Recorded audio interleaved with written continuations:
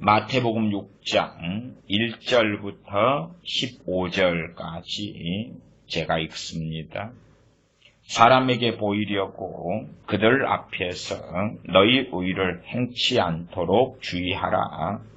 그렇지 아니하면 하늘에 계신 너희 아버지께 상을 얻지 못하느니라. 그러므로 구제할 때에 외식하는 자가 사람에게 영광을 얻으려고 회당과 거리에서 하는 것 같이 너희 앞에 나팔을 불지 말라. 진실로 너희에게 이르노니 저희는 자기 상을 이미 받았느니라. 너는 구제할 때에 오른손의 하는 것을 왼손이 모르게 하여 내 구제함이 은밀하게 하라. 은밀한 중에 보시는 너희 아버지가 갚으시리라. 또 너희가 기도할 때에 외식하는 자와 같이 되지 말라. 저희는 사람에게 보이려고 회당과 큰 거리 어귀에 서서 기도하기를 좋아하느니라. 내가 진실로 너희에게 이르노니 저희는 자기 상을 이미 받았느니라. 너는 기도할 때에 내 골방에 들어가 문을 닫고 은밀한 중에 계신 내 아버지께 기도하라. 은밀한 중에 보시는 내 아버지께서 갚으시리라. 또 기도할 때에 이방인과 같이 중언부언하지 말라. 저희는 말을 많이 하여야 들으실 줄 생각하느니라. 그러므로 저희를 본받지 말라. 구하기 전에 너희에게 있어야 할 것을 하나님 너희 아버지께서 아시느니라. 그러므로 너희는 이렇게 기도하라. 하늘에 계신 우리 아버지여, 이름이 거룩히 여김을 받으시오며 나라가 임하옵시며 뜻이 하늘에서 이룬 것 같이 땅에서도 이루어지이다. 오늘날 우리에게 일용할 양식을 주옵시고 우리가 우리에게 죄지은 자를 사하여 준 것 같이 우리 죄를 사하여 주옵시고 우리를 시험에 들게 하지 마옵시고 다만 악에서 구하옵소서. 나라와 권세와 영광이 아버지께 영원히 있사옵나이다. 아멘. 너희가 사람의 과실을 용서하면 너희 천부께서도 너희 과실을 용서하시려니와 너희가 사람의 과실을 용서하지 아니하면 너희 아버지께서도 너희 과실을 용서하지 아니하시리라. 아멘. 기도에 대하여 살펴보고 있습니다. 전체적 기도에 대한 주제는 아마 잘못된 기도 바로잡기, 성경적인 올바른 기도 혹은 기도 생활, 그 정도가 되지 않을까 싶습니다. 기도란 아무리 강조해도 지나치지 않지요. 말씀에 중요하고 중요한 주제 중의 주제가 기도가 됩니다. 그러나 원수 마귀는 기도 만능론으로 끌고 가려고 하지요. 기도가 모든 것이 되는 것이 아닌데 기도가 모든 것인 것처럼 그렇게 사람들을 미혹하는 전략 전술을 사용합니다. 그래서 우리가 주님 믿기 전에 우리는 이방인들이었지요. 이방인들. 우리는 이방인들로서 살아왔었지요. 이방인의 가치관, 이방인의 사상을 가지고 살아왔었지요. 어떤 사람은 천지 신명께 비나이다 하고 살았고 어떤 사람은 불상 앞에서 그렇게 해왔고 어떤 사람은 마리아상 앞에서 그렇게 해왔고 어떤 사람은 관세음보상 앞에서 그리 해왔고 어떤 사람은 조상 숭배 유교 속에 빠져서 그렇게 해오기도 했겠지요. 6장 7절에 또 기도할 때 이방인과 같이 중언부언하지 말라. 저희는 말을 많이 하여야 들으실 줄 생각하느니라. 문제는 주님을 믿은 다음에 이 이방인 때에 기도의 방식을 버리지 않는다는 사실입니다. 이방인 때의 기도의 방식을 버리지 않는 가운데 중언부언하는 기도를 합니다. 중언부언하는 것. 중언부언은 빈말을 되풀이하는 것을 이야기합니다. 우리 주님께서 겟세마네 동산에서 같은 기도를 3번씩 간절히, 기본적으로 주로 1시간 이상씩 3번을 간절히 하신 것은 정말 온 마음을 쏟은, 그래서 땀방울이 핏방울처럼 변하는 그런 기도였습니다. 그런 주님의 기도는 기도의 모델이고 초상이고 최고의 기도가 되었지요. 엘리야 선지자가 갈멜산에서 3년 반 기근, 기도로 하늘문을 닫아서 3년 반 기근. 최근에 제가 7년 반이다 그렇게 실수로 잘못 말한 게 있습니다. 3년 반입니다. 기도로 하늘문을 3년 반 동안 닫은 다음에 다시 갈멜산에서 하나님의 명령에 따라 하늘문이 열려서 비가 내리기를 7번을 기도를 합니다. 얼마나 간절히 기도했던지 머리가 무릎 사이에 들어갈 정도로 간절히 기도했습니다. 그 7번이라는 것도 시종을 갈멜산 꼭대기까지 갔다 와라 하는 걸 보내고 다시 내려오고 보내고 내려오고 그런 방식을 썼습니다. 갈멜산 꼭대기인데 꼭대기에 봉우리도 이렇게 하나로 되어 있는 게 아니라 가다가 한번 싹 꺾어져가지고 이렇게 되는데 꼭대기 봉우리 속에서 이 꺾어지는 이 아래쪽에 엘리야 선지자가 기도했다 이렇게 이해가 됩니다. 그 다음에 그 위까지 왕복하는데 직선거리로도 보통 한 30분 이리저리 잡기도 합니다. 산이니까 얼마나 더 오래 걸리겠습니까? 어쨌든 그렇게 한번 갔다 오고 그동안에 선지자는 기도하고 있고 그렇게 갔다 오고 그러면 반복적인 기도가 절대 중언부언의 기도가 되지 않습니다. 우리의 대부분의 기도는 반복적으로 합니다. 어제 했던 기도를 오늘 또 하고 그제 했던 기도를 오늘 하고 지난주에 했던 기도를 오늘 하고 그런 경우가 얼마나 많습니까? 그러나 중언부언의 기도는 뭐냐 하면 그 중심을 담지 않는 것입니다. 우리 주님의 기도는 겟세마네 동산의 기도는 점점점 충만해져 가셨고 점점점 더 간절해져 가셨을 거라 우리가 생각합니다. 엘리야 선지자가 갈멜산에서 했던 기도도 더 간절히 그러면 중언부언 빈말을 되풀이해서 반복하는 중언부언하고는 상관이 없죠. 문제는 우리의 상당한 기도 생활이 저희는 말을 많이 하여야 들으실 줄 생각하느니라 저희는 이방인들이지요. 그 습성을 버리지 않고요. 많은 기도로 어떻게 하나님을 설득하려고 합니다. 많은 기도. 엘리야 선지자는 우리와 성경은 같은 사람이었지만 하나님께 열심히 특심했고 하나님 앞에서 살았고 하나님과 동행했던 사람입니다. 그런 사람이 더 간절히 그러함에 의인의 간구는 역사하는 힘이 많으니라 그런 거지. 그래서 제가 기도에 대해서도 많은 말씀, 많은 설교를 해왔을 때에 우리가 얼마나 많은 기도를 하는가가 아니라 하나님 보실 때에 내가 어떤 사람인가가 핵심 중에 핵심이다. 하나님 보실 때 내가 어떤 사람인가가 핵심 중에 핵심이지. 나는 이간질하고 거짓말하고 사기치고 악행을 하고 살면서 기도만 많이 하면 된다. 기도만 많이 하면 된다고 생각하는 망상은 이방인들의 종교 방식을 따라서 한 것입니다. 많이 하는 기도가 중요한 것이 아니라 우리의 잠깐의 기도라도 조금의 기도라도 우리가 지금 어떻게 사는 사람인가 하나님 앞에서 어떻게 사는가가 핵심 중에 핵심이 되는 것입니다. 성경적으로 한다면 누가 기도하는가 하는 것입니다. 베드로 사도도 말씀을 증거하지요. 구약에도 나와 있는 말씀 인용한 것입니다.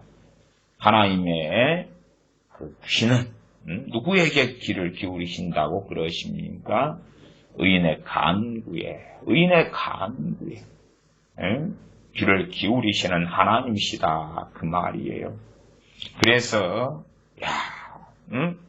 믿는 사람이 10명이 있을 때에 기도를 많이 한 순서로 하나님의 들으심을 얻지 못합니다. 한 사람은 10분 하고, 한 사람은 15분 하고, 한 사람은 30분 하고, 한 사람은 1시간 하고, 아니면 한 사람은 40일 작정 기도하고, 한 사람은 1000번째 하면서 막 기도하고, 한 사람은 새벽 기도하면서 1년 내내 기도하고, 어떤 사람은 특별 새벽 기도해라 해가지고 또 하고, 양이 많이 한다고 응답받는 게 아니다 그 말이에요. 그런 게 아니에요. 느헤미야는 그 잠깐의 왕이 내 얼굴에 수색이 있는데 내가 무엇을 해줄까? 그때에 하늘의 하나님께 목도하고 그 잠깐의 기도를 한 다음에 왕에게 요청하지요. 들으심을 얻습니다. 하나님의 은혜, 은총, 도우심을 당연히 받지요. 기도 시간이 많으냐 적으냐가 문제가 되는 것이 아닙니다. 심지어는 그런 경우도 있습니다. 다니엘 선지자는 기도하지요. 기도해요. 기도하는 이유 때문에 사자굴에 던져집니다. 우리가 생각하는 기도는 그런 거 아닙니까? 사자굴에 던져져야 되는데 기도를 해가지고 살려지더라. 그런 거죠. 돈 문제가 있었는데 기도하다가 해결되더라. 사도행전 8장에 믿는 사람들이 스데반 집사의 순교를 통하여 온 유대와 사마리아로 사도들을 제외하고는 흩어집니다. 도망자가 됩니다. 핍박을 피해서 도망할 수밖에 없게 되어졌습니다. 그러면 그 초대교회에 믿는 사람들이 참 믿음이 좋고 성령 충만해서 거꾸로 우리가 생각하는 건 핍박이 그쳐야 되는 것이 예루살렘에 핍박이 오는 게 아니라 소위 스데반 집사님의 순교의 피가 흘렀잖아. 순교의 피가 흘렀으니까 뭐가 와야 된다 그래요? 성경하고 다르게 부흥이 와야 된다 그러죠. 순교자의 피가 흘렀잖아요. 예루살렘에 얼마나 많은 순교자의 피가 흘렸습니까? 부흥이 왔습니까? 언제 왔습니까? 안 왔습니다. 한 번도 온 적이 없습니다. 그럴수록 하나님의 진노가 닥쳐왔습니다. 선지자들을 죽일 때마다 하나님의 진노가 닥쳐왔지. 그 거짓부렁은 하나님의 종들의 피가 흘려지면 그러면 한국에 소위 목회자들 얼마나 많습니까? 한 100명, 한 1000명 넉넉히 그렇게 피를 흘리셔도 될 것 같네요. 왜요? 매년 신학교 졸업하는 소위 주의 종들이 10,000명씩 나오지 않습니까? 그 10,000명 정도만 이렇게 헌신하시면 될 것 같네요. 피를 흘려주시면 될 것 같아요. 그럼 어마어마한 부흥이 일어날 거 아닙니까? 어떤 사람들의 이상한 맹신적인 주장과 착각과 유혹에 따르면 그러할 거다. 그 말이지요. 이방인들의 기도 방식을 따라서 우리 믿는 사람들이 계속의 기도 생활하는 경향이 있습니다. 그리고 그것을 사탄 마귀는 그렇게 끌고 가려 하고 그 방식으로 기도를 망가뜨리기를 참 좋아합니다. 기도의 핵심은 내가 어떤 사람이 되는가. 그래서 산상수훈도 5장에서 시작하죠. 5장에서 시작하는 건 뭐냐 그러면 어떤 사람이 되는가에서 시작합니다. 그 다음에 6장이 기도가 나오지. 5장은 어떤 사람이 되는가 그렇습니다. 5장의 출발이 뭐죠? 팔복이지. 심령이 가난한 자는 복이 있나니. 그런데 심령이 가난한 자가 아니다고 합시다. 부유한 자는 화가 있나니 하는 누가복음 6장이라고 합시다. 그러면 내가 부자는 화가 있나니 그 대상에 들어가 버린다고 합시다. 그런데 기도를 많이 해요. 기도를 많이 들으심을 얻겠습니까? 아니지요. 기도보다도 어떤 사람인가? 애통하는 자는 복이 있나니 저희가 위로를 받을 것이다. 애통하는 자가 기도하고 심령이 가난한 자가 기도하고 의에 줄이고 목마른 자가 기도하고, 화평케 하는 자가 기도하고, 온유한 자가 기도하고, 긍휼을 베푸는 자가 기도하고, 의를 위하여 핍박받는 자가 기도하고, 주님 때문에 핍박받는 자가 기도하고, 그때에 들으심을 얻는 것이지요. 또한 나아가서 너희는 세상의 소금이라, 세상의 빛이라. 빛과 소금의 삶을 사는 사람이 기도하고, 그래서 의인의 강군의 역사님이 많으니라 그러지 않습니까? 그러나 사실은 많은 기도하는 사람들, 뭘로 기도합니까? 현실적인 많은 문제로 기도합니다. 그러면서 자신이 변화되는 건 쉽지 않기 때문에, 심지어는 변화될 마음도 없는 사람들도 많아요. 그래서 어떤 기도의 내용으로 하면 하나님이 끔뻑하고 속아 넘어가 주시냐, 어떻게 하나님께 알랑방구를 끼면, 어떻게 감언이설을 하면, 어떻게 화려한 수식어를 꾸며가지고 기도를 하면, 어떻게 멋진 말을 하면, 어떻게 아름다운 말을 하면, 어떻게 성경을 인용해가지고 하면. 과거에 읽었던 기도에 대한 책들 중에서 잘 팔린 베스트셀러들의 내용이 그런 내용이 있더라고요. 공통적으로. 성경을 인용해가지고 하나님의 약속을 가지고 내밀면서 기도하면 하나님은 들어줄 수밖에 없어. 그런 내용들 꽤 있더라고요. 그래서 웃었어요. 하나님께서 들어주실 수밖에 없어는 내가 어떤 사람인가 하는 것이에요. 내가 욥의 자리, 내가 하나님의 마음에 합한 다윗의 자리, 내가 하나님과 동행했던 선지자 에녹의 자리, 내가 하나님을 영화롭게 했던 그러한 세례 요한이나 엘리야 선지자나 예레미야 선지자, 이사야 선지자, 주님의 사도들, 그러한 믿음의 자리, 그러한 순종의 자리, 그렇게 주님을 사랑한 자리에서 기도한다면 들으심을 얻는 것이지요. 그러나 그것보다는 어떻게 성경적인 기도를 하면서, 그러면서 내 욕망 욕구도 충족시킬 수 있을까? 내 삶 속의 문제도 해결되면서 이걸 어떻게 성경을 인용해가지고 성경적인 걸로 만들어내가지고 포장을 잘한다 그 말이에요. 똥덩어리를 포장지 비싼 걸 사다가 잘 포장을 해요. 그리고 하나님 여기 있어요, 들어주세요. 그러니까 하나님께서 깜빡 속아 넘어가셔가지고 알았다. 하나님께서는 심령을 감찰하시죠. 심령을 감찰하셔요. 하나님께서는 영과 진리로, 신령과 진정으로 예배하는 자들을 찾으셔요. 사실은 그 예배 가운데 뭐가 있습니까? 기도가 있고, 예배 가운데 말씀을 청종하고 묵상하는 게 있고, 그 예배 가운데 찬양 찬미함이 있지요.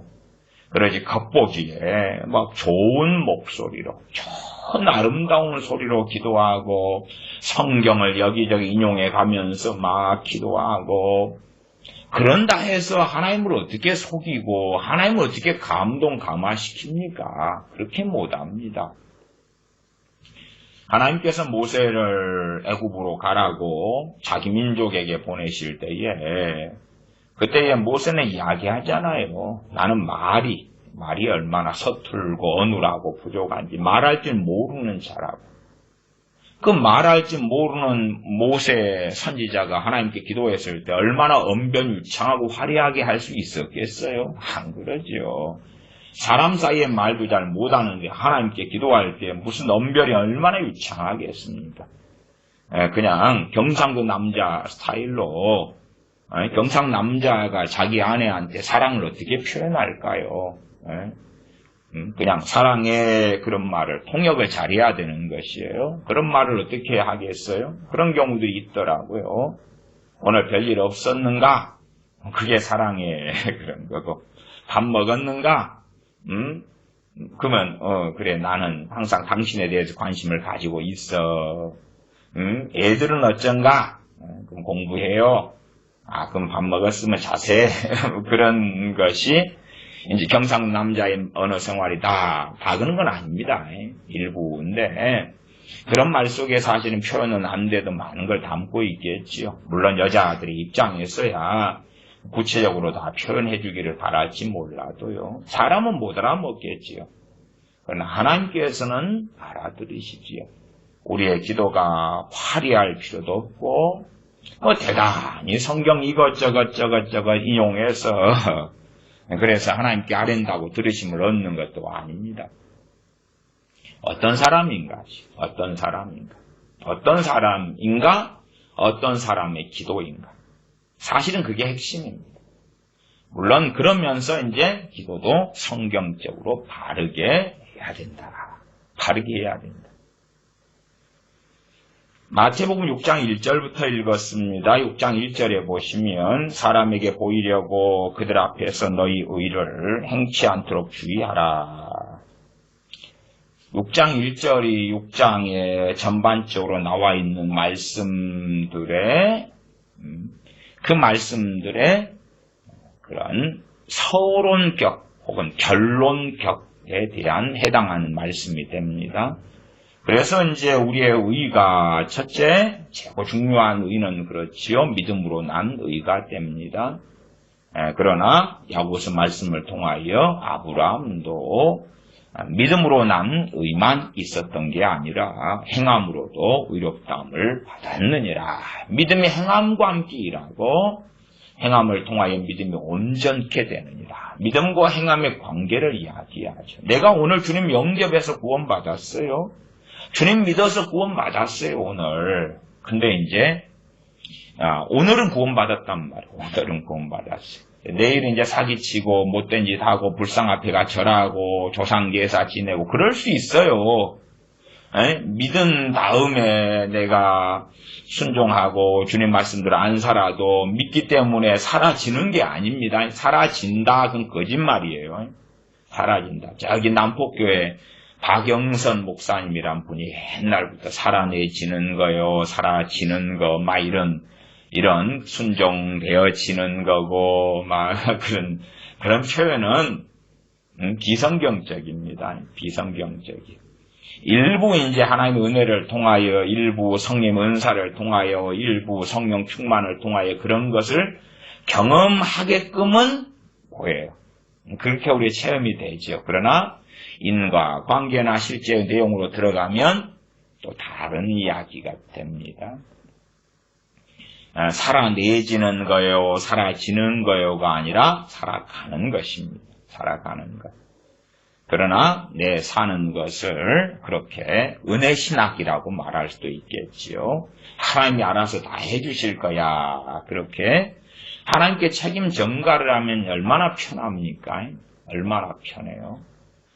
그런 인터뷰도 제가 본 것 같아요. 남포교회 남포교회 박영선 목사님 은퇴하셨는데, 은퇴하시는 그쪽 부분의 인터뷰 중에서 처음 목회하실 때하고 남포교회 교인들이 은퇴하실 때하고 변화가 어찌 되었나요? 상황이 더 안 좋아졌답니다. 그런데 이제 하나님께서 그래도 해주실 거예요. 하나님 은혜가 어떻게 할 거예요. 이런 스토리가 있었던 걸로 제가 기억을 해요.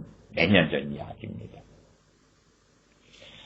근데 성경은 우리에게 명령을 해요. 그러니까 내가 오늘 주님을 믿어 영접했어요.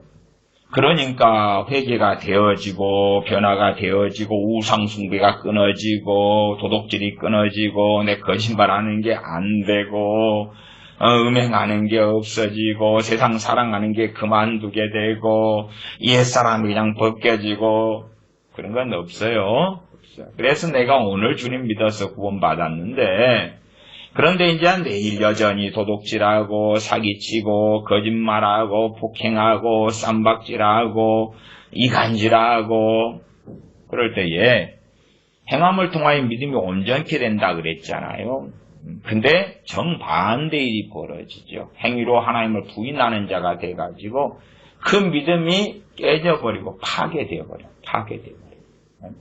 행함을 통하여 믿음이 온전케 된다면 그 행함은 하나님께서 명령하신 것에 대한 순종을 이야기하지요. 불순종은 혹은 악행은 그 사람의 믿음에 대하여 주님께서 하시게 될 수밖에 없는 것은 뻔합니다. 그래서 열매 맺지 못한 무화과 나무를 뽑아버려라. 왜 땅만 버리느냐. 열매 맺지 못한 무화과 나무를 세례 요한이 말씀을 증거한 것으로 한다면은 알곡과 쭉정이, 그 중에서 쭉정이가 되죠. 쭉정이. 그래서 겉껍질은 있는데 그 안에 속 알맹이가 맺히지 않은 거예요. 밀이나 볼이나 펴나 그 안에 알맹이가 맺히지 않은 거예요. 쭉정이라 그래요. 가라지는 종자 자체가 다른 것이고요. 알곡과 가라지. 또 일반적으로는 알곡과 쭉정이가 되죠. 쭉정이. 아니면 가시덤불에서 씨가 뿌려졌을 때에 남는데 결실하지 못하게 되지요. 그러한 것은 쭉정이까지도 맺지 못하게 되는 일이 벌어지고야 말이지요. 사람들은 어쨌든 간에 어떤 기도를 하면 하나님이 들어주셔요. 어떤 기도 내용을 하면 성정적인 기도고 하나님께서 꼼짝을 못 하실까요? 그걸 묻기를 바쁜데 사실 우리가 하나님 말씀을 통하여서 내가 어떤 사람이 되는가가 먼저 핵심이에요. 어떤 사람이 되어져 갈까? 그래서 말씀의 사람이 되어져 가고, 말씀을 깨닫고, 순종하고, 그리 되면 이제 거기에서 흘러나오는 기도가 충분히 옳아질 수 있겠지. 또한 충분히 열매 맺는 기도, 응답이 있는 기도를 할 수가 있을 거라. 그렇다 해서 내가 하나님 앞에 깨어있고 산다고 해서 자동적으로 내 잘못된 기도가 바로잡아지는 것은 또 아니다. 그건 아니다. 한 말씀을 통하여 또한 바른 기도도 해워가야 된다. 당연한 이야기입니다. 내가 하나님께 살려고 애를 쓰니까 기도도 바르게 된다? 전혀 그렇지는 않지요. 의가 예수 그리스도를 믿는 믿음으로 난 의가 당연히 가장 귀합니다.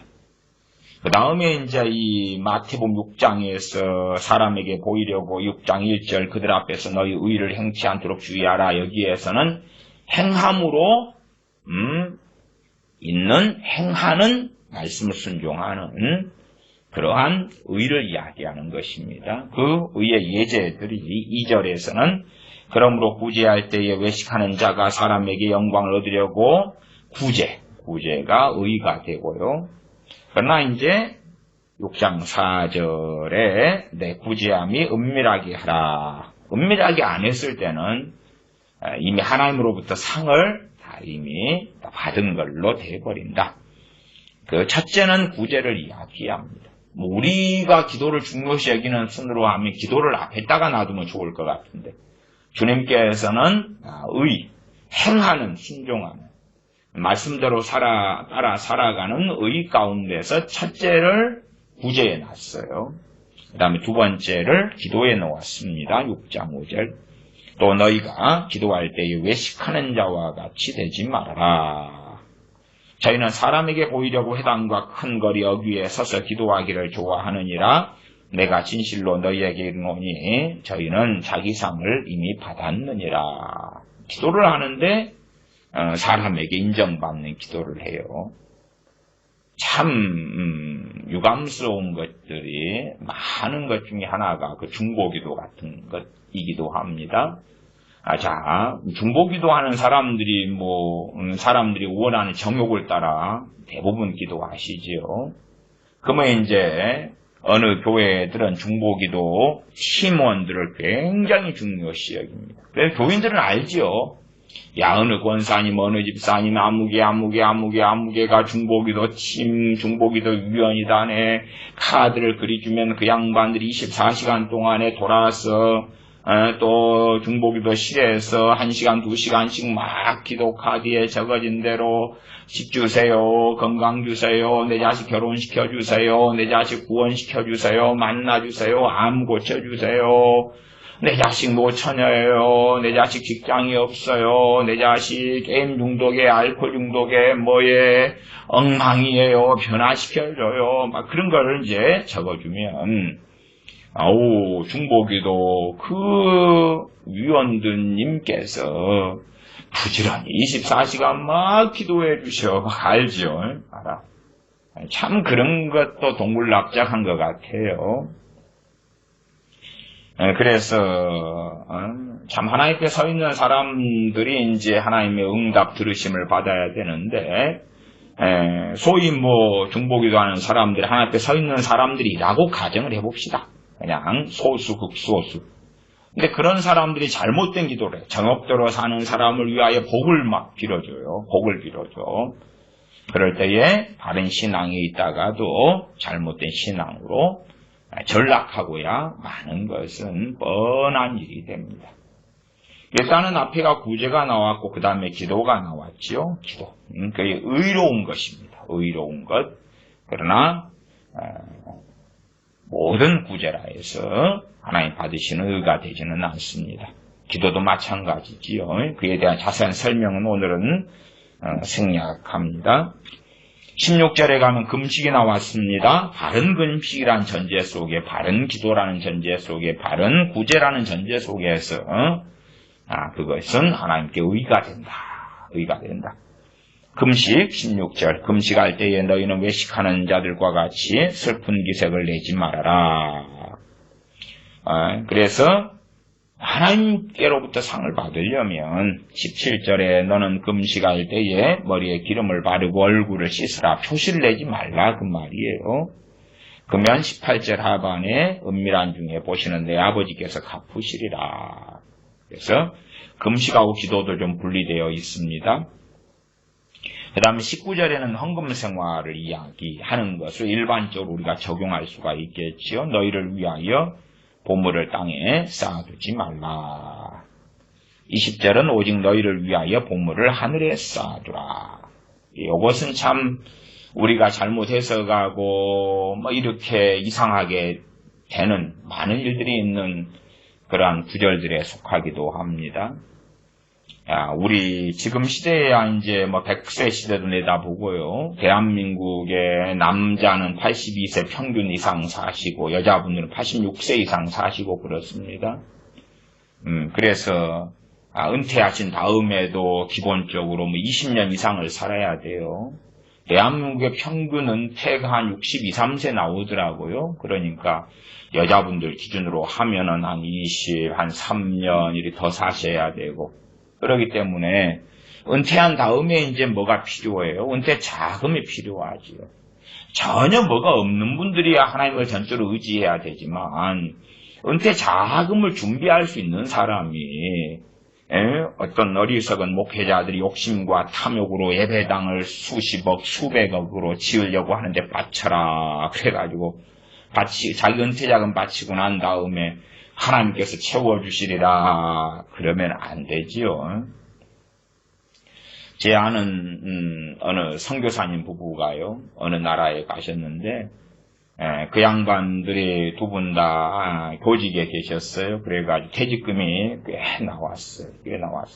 근데 이제 그분들이 다니는 교회, 지금도 물론 그 교회 파송된 선교사님이신데 그 교회는 우리나라에서 손가락 안에 끼는 교회, 10손가락 안에 끼는 몇만 명 되는 교회. 근데 이제 어쨌든 그 교회에 자기의 퇴직금 많은 부부 교사, 나이 드셨을 때 가셨거든요. 그래서 퇴직금이 많이 나왔어요. 그걸 다 바쳤어. 그 다음에 선교지에 가서 이제 그 A라는 나라에 갔는데 A라는 나라는요 1년을 머물려면 한 사람당 두당 한 300만 원씩 매년 내야 돼요. 두 사람이 머물려면 1년에 체류비가 300, 600이라요. 그런 것부터 시작해서 그런데 이제 자기들의 그 퇴직금을 자기 손에 있을 때는 내 것이고 하나님께 내면 하나님 것이 됩니까?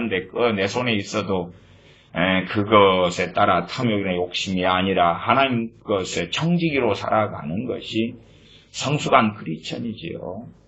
그러니까 자기들이 퇴직금을 받은 걸 그대로 가지고 선교지에 갔거나 또 아니면 한국은행에다가 한국에 있는 여러 은행에 놔둔 다음에 그 다음에 이제 빼서 사용을 했다면 그분들의 선교 사역이 평탄했겠죠. 평안했겠지요. 근데 안 그러니까 너무나 고달프고 힘들고 비참한 세월을 보내는 거예요. 그 다음에 그 알아주는 한 교회 다 바쳤는데 땡전 한 푼이 나오질 않지요. 땡전 한 푼이 나오질 않아요. 그렇게 되고야 많은 비참함이지요. 그 선교사님 부부가 저한테 직접 그런 이야기를 하십니다. 말막 꺼내면 아는 교회입니다. 그냥. 그러니까 어리석은 사람이 돼가지고요. 개미가 여름에 많이 벌어서 겨울을 위하여 저축을 하잖아요. 근데 이제 못돼 먹은 목회자를 만나면 하나님의 이름으로 이러한 여담입니다. 여담. 기도에 대한 주제인데요. 6장 19절, 20절 이런 말씀을 사용해가지고 여름에 내가 젊을 때 벌어서 나이 들 때 써야 되는데 근데 젊을 때 많이 벌은 남으니까 내놓으라는 거예요. 다 걷어버려서 많이 벌었는데 통장에 땡그랑 한 푼이 없어. 성경시대 때 초대교회 시대 때야 30대, 40대 그때 죽어요. 대부분이. 50대도 죽고 중세시대에도 태반이 그래요. 사도 바울은 한 60세가 좀 넘으니까 나이 많은 나 바울은 그렇게 성경을 기록합니다. 그때는 참 장수한 나이거든요. 그러나 지금은 인생은 60부터다. 그래서 60살이 되어도 그렇게 많은 나이가 아니잖아요. 살 날은 20, 30년이 남은 거예요. 그러기 때문에 젊은 날 벌어가지고 잘 관리를 해야 돼요. 물론 소득이 적고 그냥 하루 벌어서 하루 먹고 사는 사람들은 주님 의지해야 돼요. 안 그러면 나가서 이제 정상적인 지혜로운 교회다, 바른 교회다 그러면은 재정을 그래도 잘 비축해서 구제로 이렇게 사용할 수 있도록 우리가 하루 벌어서 하루 먹고 사는 사람들이 교우들 가운데서도 많아요. 가난한 사람들이 주님 많이 믿지요. 그러니까 섬길 수 있도록 또 준비를 해야 되는데 돈을 갖다가 건물 짓는데 다 쏟고 거기에 또 교인들 연대보증 시켜가지고 빚내게 해가지고 빚값 번쩍하게 건물 지어놓고 그게 성견이다 그래놓고 그 빚을 갚으려고 있는 교인들로 감당 안 되니까 빨리빨리 전도해와라. 한 명 전도하면 헌금이 얼마가 들어오고 그래가지고 정말로 이상한 단체를 만드는 그러한 일들은 얼마나 많습니까? 지금이야 이제 갈수록 빚값 번쩍한 예배당이 별로 필요가 없어졌어요. 빚값 번쩍하기 전에 과거의 때는 밤낮 없이 교우분들이 막 기도하는 기도처가 되었는데 지금은 공동묘지잖아요. 예배 시간만 잠깐 문 열어가지고 예배 드리고 빠이빠이 공동묘지잖아요. 새벽에도 침묵기도 침묵. 사실 기도도 별로 안 해요. 5분 10분 안에 다 빠이빠이 떠나지. 5분 10분 안에 심지어 교회 차가 기다리고 있지요. 끝나자마자 새벽 기도가 새벽 예배로 바뀌고 그리고 새벽 예배를 주술적으로 사용하고 자신의 삶에 평안을 주는 주술로 사용하는 일도 많고 그래서 새벽 예배가 끝나면 한 10분 있다가 차 출발합니다. 그래서 이제 교회 차를 운전해서 쫙 데려다 주지요. 그렇게 공동묘지로 조용하고 침묵하고 그러나 어쨌든 과거의 세대 최소한 80년대 이럴 때까지는 교회의 기도의 불이 안 꺼졌기 때문에 예배당마다 그러니까 기도를 많이 하려면 예배당이 어째 방음도 좀 되면 좋고 그러지 않겠어요? 또 밤낮 없이 예배당이 비어있지가 않으니까 그냥 정해놓진 않아도 시간 나면 와서 기도하는 사람들이 있었고 지금은 방음도 할 필요가 없어요. 조용한 공동묘지인데 공동묘지에 무슨 방음이 필요해요. 공동묘지가 개방되어 있는데 조용해. 무덤에 붙인 사람이 말하면 됩니까? 그런 것처럼 예배당이 공동묘지가 돼가지고 있지요. 기도의 핵심은 내가 어떤 사람이 되어야 마땅한가. 그 다음에 이제 이러한 헌금 생활도 의에 속합니다. 하나님께 기뻐하시는 의에 속하는데, 그런 부분을 가지고 이러한 6장 19절 20절의 말씀을 가지고 속이는 목회자들도 많다. 그래서 자녀들이 크면은 방 보증금이라도 좀 해줄 수 있도록, 결혼에 좀 보탤 수 있도록, 대학이라도 보내려면 자금이 많이 필요하지요. 그런 것은 지혜롭게 자녀들을 섬기고 사랑하는 것도 부모의 큰 하나님 주신 사명 아닙니까? 준비를 해야죠. 딱딱 긁어서 그냥 바치고 그건 참 잘못된 길을 행하는 그런 것들에 된다는 것도 상당히 이해를 하셔야 됩니다. 그럼에도 이 헌금 생활은 하나님께 드리는, 하나님께 받으시는 의가 된다. 구제, 헌금, 금식, 기도 이렇게 예제들이 나와 있습니다.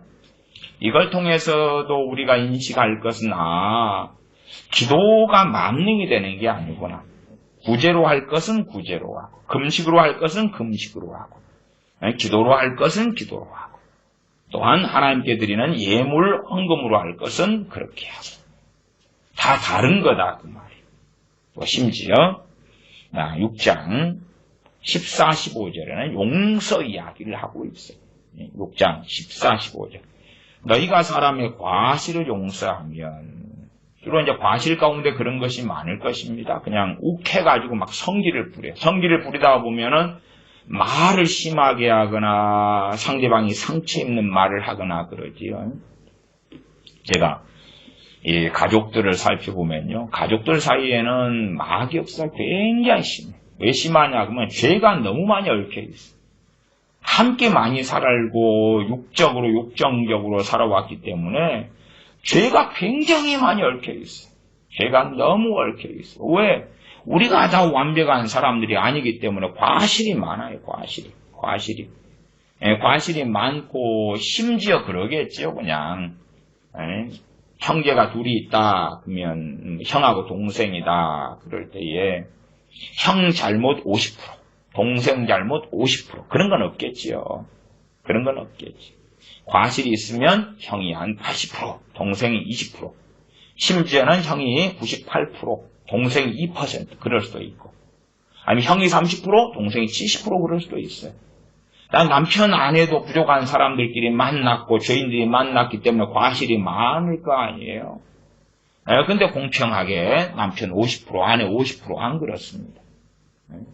남편 70%, 아내 30%, 남편 95%, 아내 5%. 그럴 수 있어요.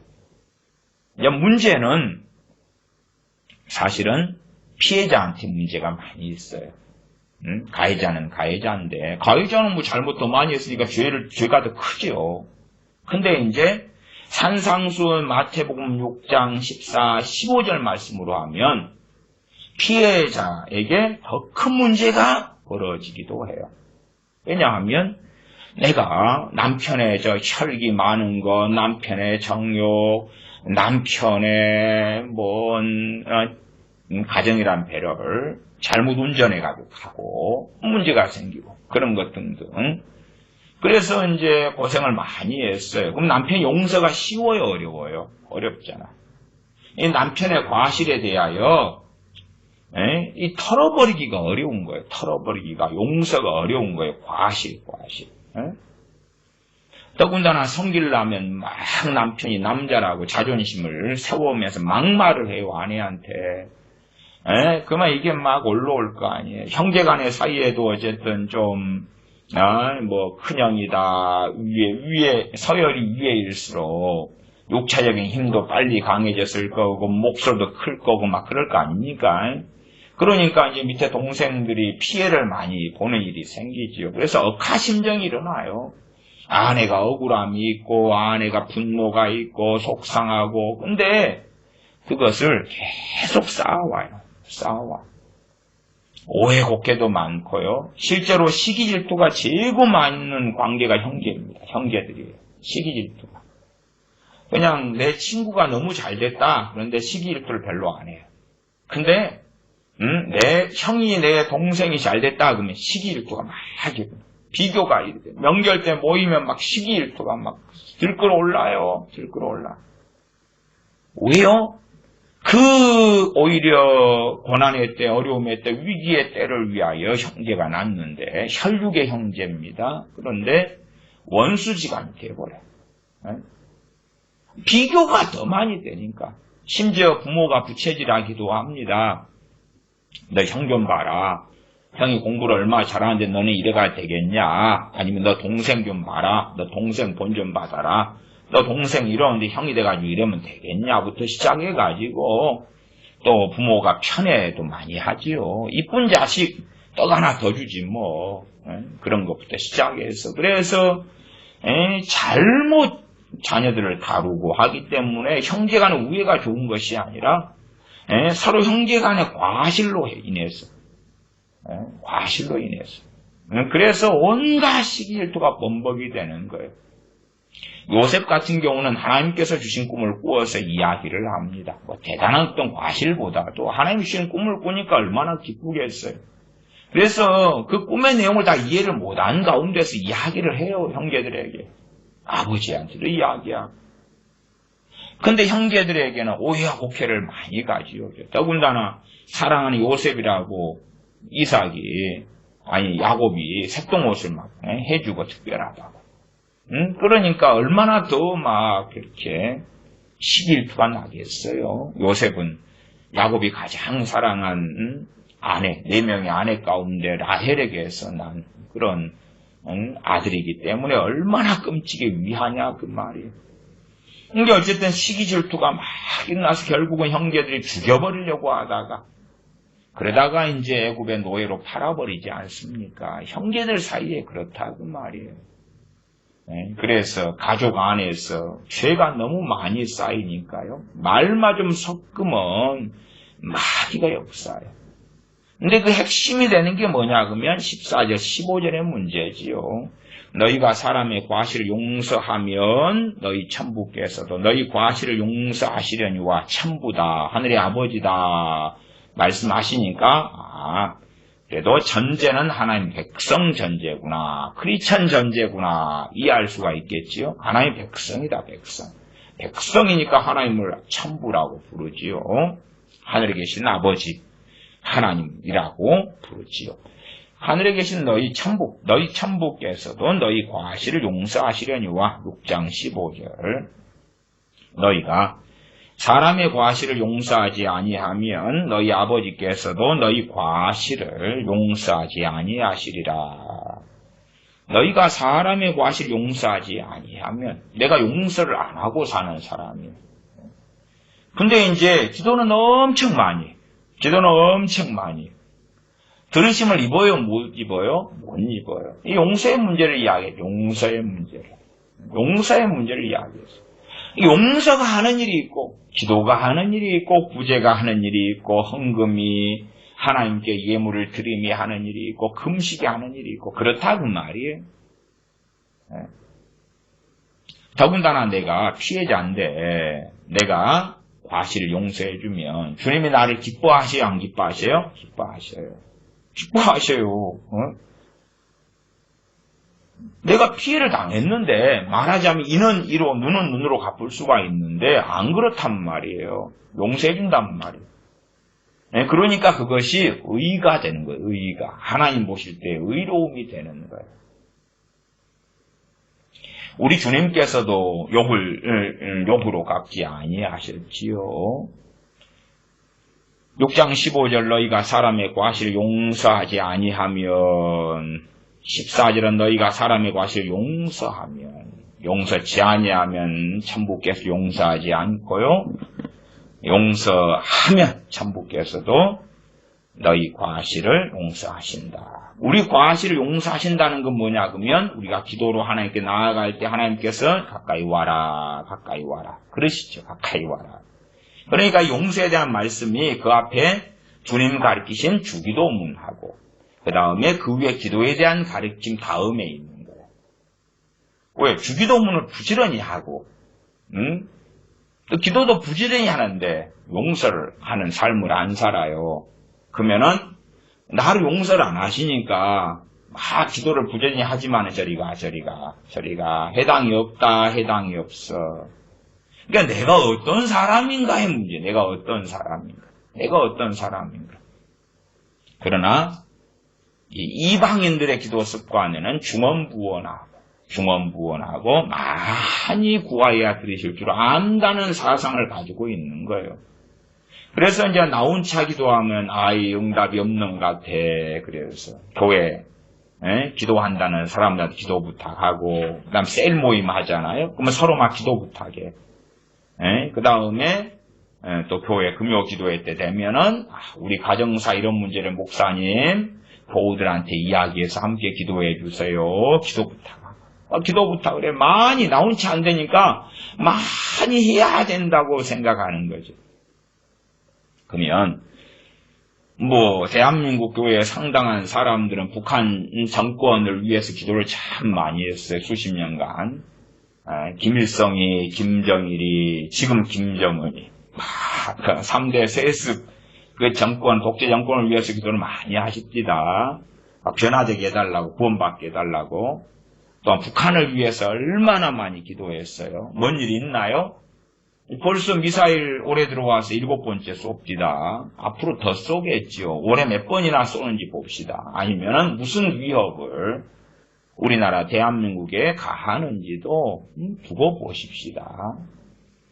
또한 대형교회, 큰 교회 목회자들은 얼마나 교인들의 많은 소위 기도를 받습니까? 교인들이 모일 때마다 아이고 우리 목사님 성령 충만하시고 어쩌고 크면은 하나님께 제일 많이 쓰임받는 사람들이 그 대형교회, 초대형교회 목사님들이 되실 것 같아요. 왜 맨날 우리 목사님 성령 충만하고 말씀의 능력이 있게 해주시고 하나님께 귀하게 써주시고 블라블라블라 그러잖아요. 참 우습지요. 그럼 엘리야 선지자 같은 경우는 엘리야 선지자가 나만 남았다 그러잖아요. 나만 남았다고. 엘리야 선지자를 위해서 누가 기도해 줬지? 누가 막 중보기도를 많이 해줬나? 아니면 모세에 대해서는 이스라엘 백성이 참 많이 싫어했죠. 때로 죽여보려 그러고 골로쳐 죽이려 그러고 심심하면 모세를 원망하고. 모세를 위해서 이스라엘 백성이 누가 기도해 줬을까? 누가 얼마나. 아니면은 쫓겨서 미디안 광야에서 40살에 가서 80살까지 40년 있는 동안에 막 기도를 많이 해준 모양이네 누가. 그러니까 하나님께서 모세를 부르신 거예요. 전혀 전혀 그렇지 않지요. 그래서 물량 공세를 하려고 그래요. 많이 기도하면 들으실 줄 알기 때문에 교인들에게 함께 기도하고 그냥 안 되는 건 안 되는 거예요. 예를 들어 누가복음 6장 14, 15절에 내가 사람이 과실을 용서하는 삶을 안 살아요. 그러면 100만 명이 내가 원하는 걸 놓고 기도해도 하나님은 안 들어주셔요. 1000만 명에도 안 들어주셔요. 자, 정은이 같은 경우는 사람의 과실도 아니에요. 크리스천이 성경을 소지하고 있다가 잡혀요. 고사총으로 쏴 죽여버려. 그건 과실이 아니에요. 주님을 사랑함 중에 하나예요. 북한의 지하교회 교인들이 성경을 지니고 있다는 것은 목숨을 걸고 말씀을 그래도 사랑하고 있다는 증거 중에 하나 아니겠어요? 근데 잡으면 사람의 과실도 아닌데 아우지 탄광에 넣어버려요. 강제 수용소에 넣어버려요. 아니면 자식을 앞에 놔두고요. 자식 보는 앞에서 때려 죽여버려요. 근데 이제 가족이나 자식이나 앞에서 때려 죽이는데 고개를 돌리면 같이 때려 죽여버려요. 그걸 보면서 우리 김정은 장군님 잘하고 계십니다. 그래야 돼. 지 아빠가 맞아 죽는 것, 성경책 가지고 있다가 지 엄마가 맞아 죽는 걸 보면서. 그렇지 않으면 같이 끌려가서 끝장을 내버리지요. 근데 그런 작자에 대하여 그런 작자는 사람의 과실도 아닌 것을 용서 안 하고 죽여버리잖아요. 아우지 탄광이나 강제 수용소에 집어넣어서 거기에서 고문하고 죽여버리잖아요. 강제 노역시키고 굶겨 죽여버리잖아요. 크리스천들을 잡히면. 근데 하나님 용서를 어떻게 받아요? 어떻게? 이슬람 애들이 하나님 용서를 어떻게 받는데? 응? 어떻게 받는데? 그보다 훨씬 못한 것. 내가 피해자야. 사람의 과실, 내 남편의 과실, 아내의 과실, 형의 과실, 동생의 과실, 언니의 과실, 친구의 과실, 형제의 과실. 용서하지 않으면 천부께서도 너희 과실을 용서하지 아니하시리라. 너희 아버지께서도 너희 과실을 용서하지 아니하시리라. 6장 15절. 옛날에 참 용서에 대한 많은 설교 말씀을 해왔어요. 용서에 대한 많은 말씀. 용서하지 않는 사람은 주기도문도 하시면 안 돼요. 주기도문도 하시면 안 돼요. 6장 9절에 그러므로 너희는 이렇게 기도하라. 그리고 6장 12절에 우리가 우리에게 죄 지은 자를 사하여 준 것 같이. 그러면 얼마나 얼굴이 뻔뻔하고 뜨뜻합니까? 우리가 우리에게 죄 지은 자를 용서하지 아니했습니다. 그래도 우리 죄를 사해 주십시오. 그렇게 하는 거잖아요. 우리는 입으로는 우리가 우리에게 죄 지은 자를 사하여 준 것 같이, 용서해 준 것 같이 그렇게 하면서 용서 안 해. 입으로만 그래요. 그 다음에 우리 죄를 용서해 주세요. 회개합니다. 용서해 주세요. 회개합니다. 용서해 주세요. 그래요. 하나님을 속일 수 있어요? 못 속여요? 못 속여요. 못 속이는 거예요. 하나님을 어떻게 속입니까? 이게 용서하지 않는 사람이 하나님께 기도해서 응답을 받겠다는 거예요. 어떻게 받는데? 그 다음 웃기는 이야기는 그런 것입니다. 하나님을 원망하는 사람들. 원망한다는 게 뭐예요? 책임이 누구한테 있다고요? 하나님께 있다고. 하나님께 있다고. 하나님 잘못했어요. 하나님이 전혀 잘못하시는 수가 없으시죠, 하나님은. 근데 이제 자기가 원하는 것, 욕망하는 것 등이 안 이루어졌어. 내가 몸이 아파요. 내가 장애를 가지고 있어요. 내 장애를 고쳐주세요. 내 아픔을 치료해주세요. 안 됐어요. 그러니까 하나님 원망하지.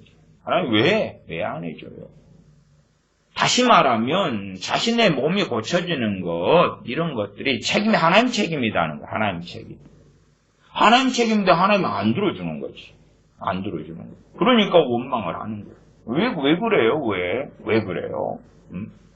그런 경우는 이제 뭐 하나님 책임도 아닌데 하나님 책임이라고 원망하는데 하나님을 용서합니다. 뭐 그럴 수도 없잖아요. 웃기는 이야기지. 지가 잘못해놓고 하나님 용서합니다. 내적 치유 중에서 하나님 용서하기 그런 것도 있습니다. 그것은 정말 마귀적인 것입니다. 마귀적인 것. 되게 해야 되는 것입니다.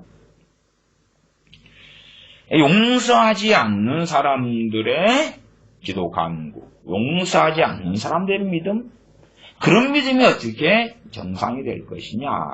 정상이 아니다. 그렇기 때문에 내가 어떤 사람이 되어야 마땅한가가 기도의 핵심 중의 핵심이에요. 내가 어떤 사람이 되어야 마땅한가.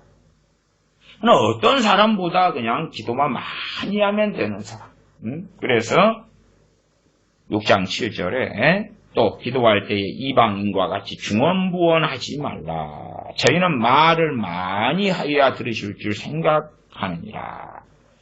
중언부언은 그런 뜻입니다. 빈말을 되풀이해서 반복해서 하는 걸 중언부언이라 그럽니다. 뭐 술 취한 사람이 했던 말 또 하고 했던 말 또 하고 하는 것처럼. 그것하고요, 반복 기도하고는 다릅니다. 반복 기도하고는 다릅니다. 반복 기도에도 잘못된 반복 기도가 있고 올바른 반복 기도가 있어요. 우리 주님께서 겟세마네 동산에서 반복 기도를 하셨습니다. 주님은 온 마음을 다해서, 온 뜻을 다해서 힘을 다해서 땀방울이 빗방울이 되도록 구하고 또 구했습니다. 그러니 주님께서 겟세마네 동산에서 반복으로 하신 기도는 그 간구는 가장 강력하며 가장 하나님을 영화롭게 했으며 최고의 기도, 최고 중에 최고의 기도가 되었지요. 우리가 아시다시피 엘리야 선지자가 갈멜산에서 하늘문이 3년 반 닫힌 이후에 다시 기도에서 비가 내리도록 기도하라. 하나님 명령을 받고 갈멜산에서 기도했습니다. 7번을 기도했다. 그러죠. 7번을. 7번은 반복했지요. 그러나 비의 반복적인 기도는 머리를 무릎 사이에 넣고 더 간절히, 더 열렬하게, 더 일편단심으로 그렇게 했던 기도이기 때문에 더 능력 있고 더 능력 있는 기도가 되었습니다. 간구라는 것이 한 번 하고 끝내는 게 아니라 주로 간구 안에는 반복의 요소가 들어가 있어요. 간구가. 주님께서 겟세마네 동산에서 기도하시면서 제자들에게 너희가 한시도 깨어 있을 수 없더냐. 그 한시는 원아우 1시간이지요. 그 시간 동안 다시 엎드리고 시험에 들지 않게 깨어 있어 기도하라 말씀하셨지. 진실로 간절히 기도했다면 실제로 반복적인 기도를 하게 되는 경우가 대다수가 됩니다. 그건 중언부언하고 다른 것이. 그러나 이제 마음을 쏟지도 않고 그냥 습관적, 습성적으로 습관을 조차 기도하는 것하고 습관적인 단어를 사용해서 습관적인 기도를 하는 것하고는 다른 것입니다. 내가 기도가 내 삶의 양식이 돼가지고 때마다 시간 나오면 기도하고 엎드리고 그건 습관을 취하는 기도니까 좋은 거고 말고 습관적인 기도라는 것은 그냥 중언부언이에요. 자기가 무슨 말을 하는지 그 의미도 생각을 안 해요. 깊이 있게 생각 않고 그냥 막 입에 나오는데 주저리 하는 거예요. 주저리 하는 거예요. 흥얼 하는 거예요. 간절히 안 하고.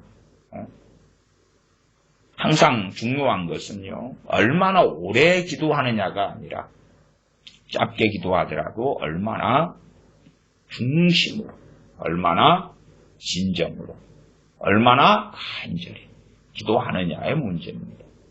항상 우리는 그걸 배워야 됩니다. 30분을 기도하는 기도로서 중언부언하는 게 옳으냐? 아니면 단 1분을 기도하는데 간절히 중심을 가지고 하나님을 향하고 하는 게 옳으냐 할 때에 아니 어지간한 사람은 정답을 맞출 것입니다. 간절하게 하나님을 향하여 1분을 기도하는 게 낫다고. 그러나 우리의 만족감에 있어서는 30분은 때워야 될 거 아니야. 그리고 중언부언하는 걸 많이 선택합니다. 사람이란 존재가 그렇습니다. 특별한 기도의 은혜가 아니고서는요. 우리가 기도할 때에 중심으로 하나님께 막 자유의지를 가지고 간절하게 열망하고 바라고 향한다는 것이 어려운 일이에요. 장시간 의지한다는 게 쉽지 않다고요. 쉽지 않다고. 그러니까 우리가 긴 시간을 기도하려고 애쓰기보다도 하나님께서 받으시는 시간 짧게라도 그러는 것이 훨씬 더 하나님 앞에 옳다는 것은 꼭 기억을 하셔야 됩니다. 이 마태복음도 5장부터가 산상순이 시작되고요. 이 6장에가 기도에 대한 말씀이 중간에가 있지요. 그러면 5장에는 어떠한 사람이 되어야 하는가에서 출발한다. 그 말이에요. 5장에서 팔복에서 산상순을 시작하죠. 심령이 가난한 자가 복이 있나니 천국이 저희 것이며. 심령이 가난한 자가 하는 기도. 심령이 가난한 자로 사는 사람. 애통하는 자가 하는 기도, 애통하는 자로 사는 사람. 의에 줄이고 목마른 사람이 하는 기도, 의에 줄이고 목마른 사람으로 사는 사람. 온유한 자가 하는 기도, 온유한 자로 사는 사람. 화평케 하는 자로 사는 사람, 또한 화평케 하는 자가 하는 기도. 긍휼히 여기는 자가 하는 기도, 긍휼히 여기는 자로 사는 사람. 의를 위하여 핍박받는 자가 하는 기도. 의를 위하여 핍박받는 사람. 우리 주 예수 그리스도를 위하여 고난받고 핍박받으면서 그 중에 기도하는 사람. 우리는 기도를 좀 이상하게 생각들을 많이 하셔요. 그 생각 가운데 옳은 것도 있고 틀린 것도 있고 많이 섞여 있습니다. 우리가 다니엘의 사자굴 사건 잘 알지요. 다니엘이 사자굴에 던져졌을 때에 그 이유는 기도했기 때문에 그렇습니다. 기도했기 때문에. 그러면 거꾸로 우리는 그렇게 생각해요. 다니엘 선지자가 사자굴에 던져질 뻔했는데 기도 생활을 해가지고 안 던져졌다 이렇게 거꾸로 생각하잖아요. 우리가 어떤 어려움과 위기가 있어가지고 기도해서 건져내지는 일들은 성경에 많이 나왔습니다. 그러나 항상 그 패턴은 아니에요. 오히려 우리가 주님 앞에 신실하게 살기 때문에 고난이 나타나. 우리가 말씀대로 깨어 살기 때문에 우리에게 환란이 나타나기도 한다. 북한에서는 진실한 크리스천으로 깨어있기 위해서 산다면 얼마나 끔찍한 일이 일어나겠습니까? 그냥 김일성 우상 앞에서 그냥 절하고 크리스천이 아닌 신용을 내고 숨어 사는 거죠. 숨어 살아. 그렇게 할 때에 이제 기독교인에게 들키지 않겠지요. 그러면 마을 주민들이나 어느 행사 때에 대해서 김일성, 김정일이 우상을 세워놓고 그 앞에 다 절하게 했을 때 뻣뻣이 들고 있으면 바로 들키겠지요. 그러니까 북한의 지하교회 교인들은 안 들킨 사람들은 똑같이 공산주의자들하고 똑같이 3대 그 세습 독재 정권의 그 죽은 이들의 우상 앞에 절하는 일을 그대로 고스란히 하면서 숨어 사는 이들이 대부분이지요. 그래서 우리가 생각할 때는 말씀대로 살면 복이 임하고 돈이 들어오고, 물론 말씀대로 살면 복이 임하는 경우가 있는데 또 반대도 있다는 것도 아셔야 돼요. 욥에게 왜 그 끔찍한 고난이 닥쳐왔습니까? 욥은 의롭게 살았고 아버지 하나님께서 욥에 대하여 칭찬하셨어요. 욥의 삶에는 큰 비극이 닥쳐왔지요. 그래서 단순하게 우리가 기도를 많이 하니까 문제가 잘 해결되고 하나님의 도우심이 있고 그런 단순한 생각들만 하고 사시면 안 됩니다. 하나님의 마음이 약한 다윗은 참으로 하나님과 함께 동행하고 살고 또한 이스라엘의 장수가 되어서 또한 사울왕의 사위가 되어서 바르게 행했습니다. 그 결과가 뭡니까? 사울왕의 시기 질투를 받아서 그래서 다윗을 죽여버리려는 것이었고 다윗은 도망자가 되어서 광야 생활을 하지 않습니다. 말씀대로 살아간 다윗인데 인생살이에 얼마나 큰 비극과 비참함이 생기느냐 하는 것입니다. 우리는 그냥 중간 과정 생략. 그래서 마침내 왕이 되었지 않느냐 그렇게 이제 하기를 좋아합니다만은 그것은 소설 속에서나 중간 과정이 생략되는 것입니다. 그러나 진실로 삶 속에서는 그 많은 고통, 인고, 고난, 환란의 때를 통과했더랬습니다. 자, 어떤 사람이 되는가가 먼저 산상수는 5장부터 있다 하는 것입니다. 5장에는 너희는 세상의 소금이라 빛이라 말씀하셨지요. 소금의 삶을 살면서 기도하고 빛의 삶을 살면서 기도하고 또한 소금의 삶을 더 잘 살기 위하여 기도하고 빛의 삶을 더 잘 살기 위하여 기도하고 어떠한 사람이 되느냐가 산상순에 먼저 나와 있는 거예요. 먼저.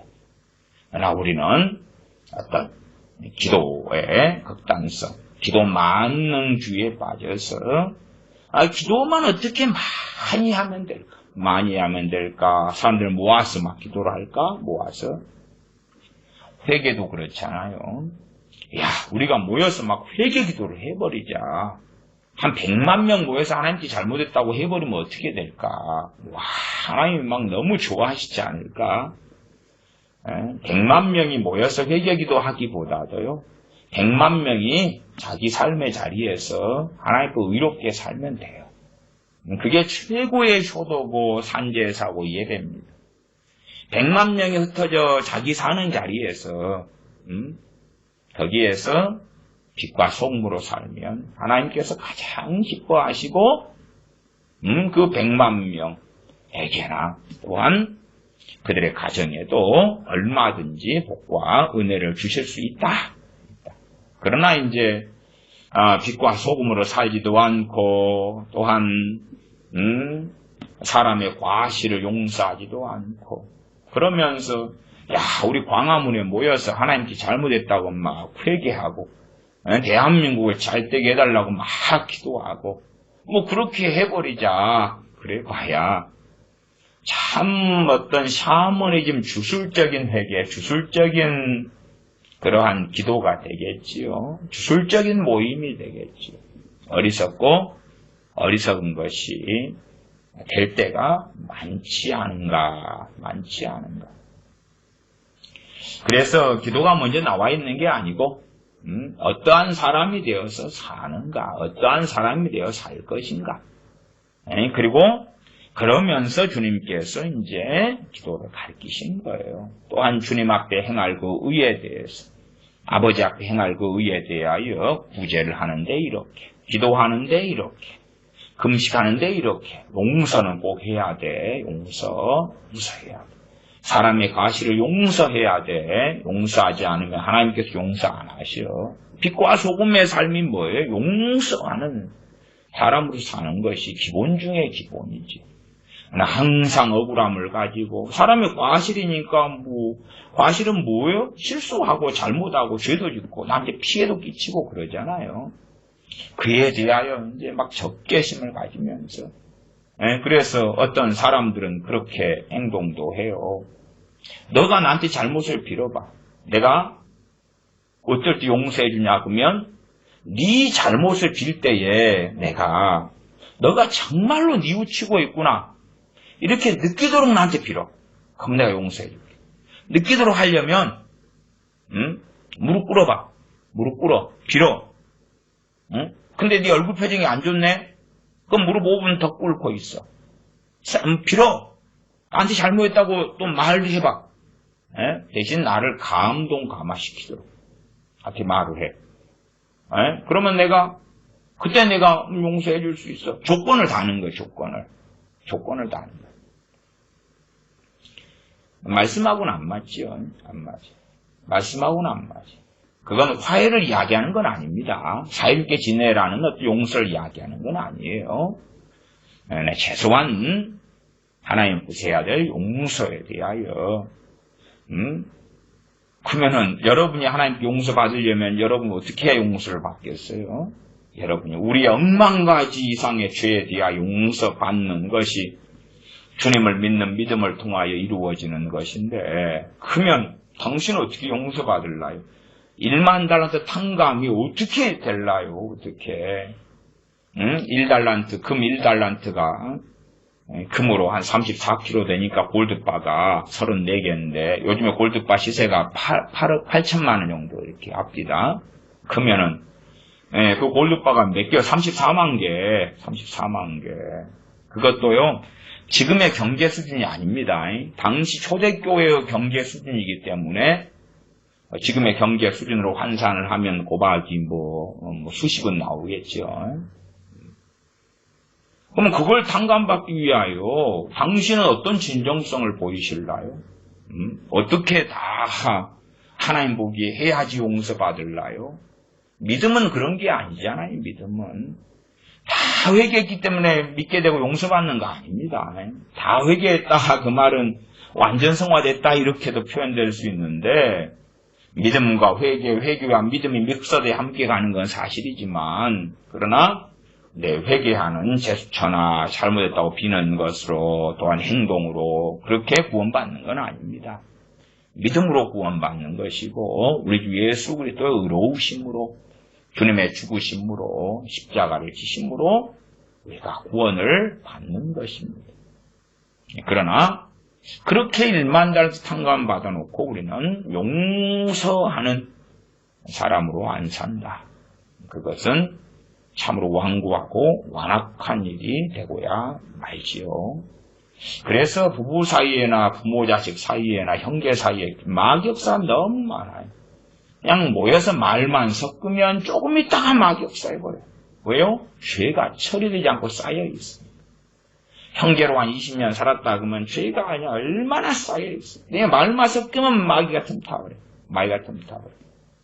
왜? 용서하지 않고 쌓아둔 것이 이제 기억도 안 나요. 잠재식 속에 그냥 막 있어. 그리고 기억도 안 나는데 억울함은 남아있지. 원통함은 남아있지. 그래서 마귀역사는 통로와 문을 막 열어요. 결혼생활, 부부생활도 마찬가지예요.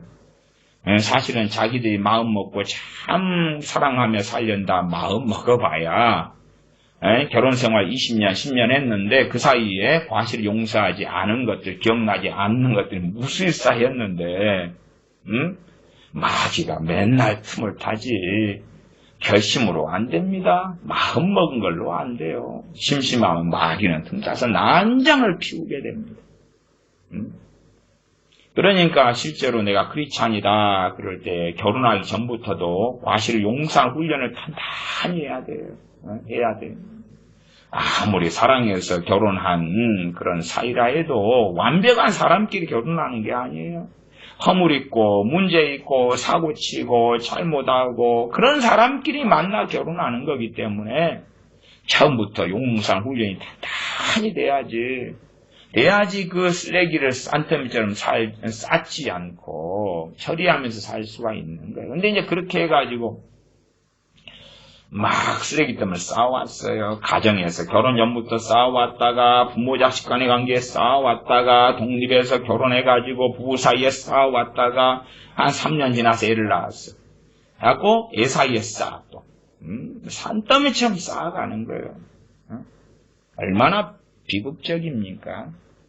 그래서 용서하지 않는 사람이 하나님 가까워지지가 않아요. 심지어는 가까워지다가 사람의 과실 용서하지 않잖아요. 그러면 이게 내가 하나님이 등을 돌리시든지 내가 돌리든지 그러잖아요. 용서를 안 하신다는데 그것도 그냥 남이 아니라 6장 15절에 너희가 사람의 과실을 용서하지 아니하면 너희 아버지께서도 너희 과실을 용서하지 아니하시리라. 너희 아버지께서도 그러지. 너희 아버지라 그러지 뭐 하나님하고 남남이라 그럽니까? 안 그래요. 그걸 기억하셔야 돼요. 용서하지 않는 사람은 주기도문을 해봐야 죄만 지어요. 죄만. 왜? 거짓말하잖아요. 거짓말하잖아요. 그래서 6장 12절에 우리가 우리에게 죄 지은 자를 사하여 준 것 같이 용서도 안 하면서 사하여 준 것 같이 용서합니다. 그 말이에요. 우리가 우리에게 죄 지은 자를 용서합니다. 그리하오니 우리 죄를 용서하여 주옵소서. 그게 주기도문인데 자기만 거짓부렁만 거짓부렁만 그냥 주기도문만 하면 된다고 생각하는 거예요. 한참 이제 우리나라에 오래전에 한 20여 년 전에 주기도문 만복에 주기도문 기도 유행이 벌어진 적이 있어요. 간증도 무수히 많이 나타났습니다. 주기도문 내가 하루에 1000번씩 했더니 갖고 40일 했더니 문제가 해결되고 주기도문을 하루에 얼마씩 했더니 갖고 주기도문 만복에까지 나왔어요. 주기도문 만복에. 나하고 주기도문만 무진장해요. 근데 주기도문의 내용이 뭔지도 몰라요. 뜻이 뭔지도 몰라. 심지어 이 정도는 이해되죠. 우리가 우리에게 죄 지은 자들을 자를 사하여 준 것 같이 용서하여 준 것 같이 우리 죄를 사하여 용서하여 주옵시고 그건 이해가 돼요. 근데 주기도문만 하루에 1000번, 10,000번을 하는데 용서는 안 해. 용서는 안 해. 하면 할수록 사기꾼이 되는 거예요. 하나님을 조롱하고 우롱하는 것이지. 우롱해요. 그런 기도가 어떻게 들으심을 받겠는가. 많이 기도하고 중언부언하고 6장 7절 하반에 저희는 말을 많이 하여야 들으실 줄 생각하느니라. 이게 많은 긴 기도시라. 긴 기도. 긴 기도, 길게 기도하는 거예요. 막 1시간, 2시간, 3시간, 7시간 기도, 절대적 기도 생활 8시간씩 기도한다, 어쩐다, 이런다, 막 불라. 7시간, 8시간, 오, 하나님, 막 했다, 기도했다가, 또, 아이압처럼 24시 기도해 주십시오, 24시. 그러니까 막 많이 하면 막, 정신없이 많이 하는 거예요, 그냥. 시간만 나오면 하는 거예요. 네. 어떠한 사람으로 살까 하는 거예요. 어떠한 삶을 살아야 되잖아요. 살아야 되는데 안 살아. 안 살고 이제 기도 만능주의에 취해서 기도만 해버려. 그러니까 마태복음 6장 이전에 5장에서는 어떠한 사람인가? 어떠한 사람으로 살 것인가지요. 6장에서 기도만이 아니라 구제, 기도, 용서, 금식, 또 하나님께 드리는 헌금 등등으로 이어져 가는 거죠. 그 다음에 6장 뒤에는 너희는 먼저 그의 나라와 그의 의를 구하라. 6장 33절이죠. 너희는 먼저 그의 나라와 그의 의를 구하라. 그리하면 이 모든 것을 너에게 더하시리라. 구하라. 그 말은 제태오, 추구하라, 열망하라. 어디에서요? 삶의 자리에서. 가정이면 가정에서, 직장이면 직장에서, 학교면 학교에서, 삶의 자리에서, 거기에서 먼저 최우선순위로 내 마음을 사로잡고 있는 것이 하나님의 나라와 하나님의 의가 돼야 된다, 그 말이에요.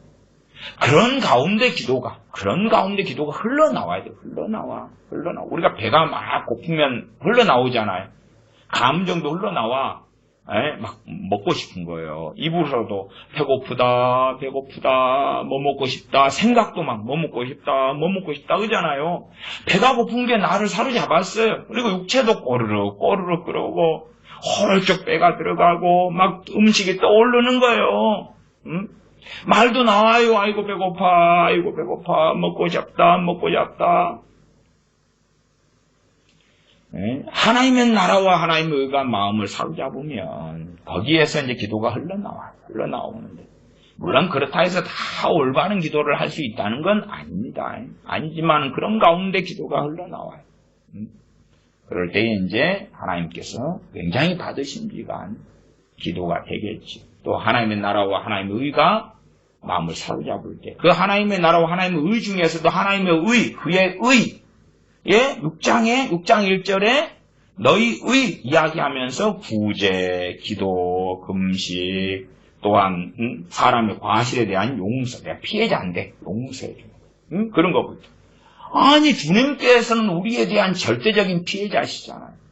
우리의 억만가지상의 죄를 짊어지고 십자가의 길을 걸어가셨고, 산제물, 주님께서는 우리의 희생제물, 속죄제물, 속건제물이 되어주셨잖아요. 그러면 그 은혜를 우리가 입었다.